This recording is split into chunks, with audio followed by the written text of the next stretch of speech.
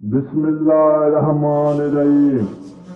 شروع کرتا ہوں اللہ کے نام سے جو بڑا مہربان نہایت رحم کرنے والا ہے۔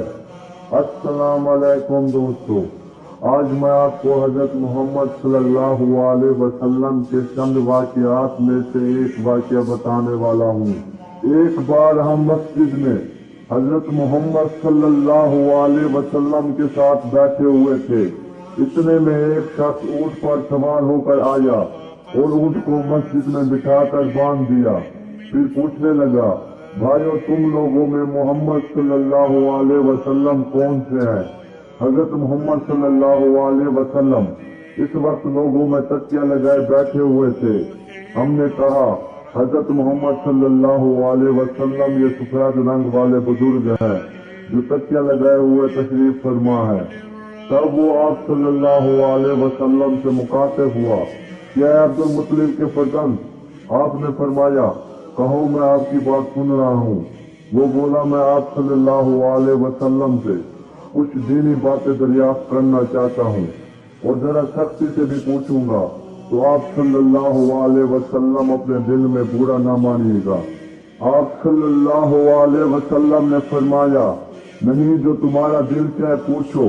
تب اس نے کہا کہ میں آپ کو آپ کے رب اور اگلے لوگوں کے رب تبارک اللہ کی قسم دے کر پوچھتا ہوں، کیا آپ کو اللہ نے اس دنیا کے سب لوگوں کی طرف رسول بنا کر بھیجا ہے؟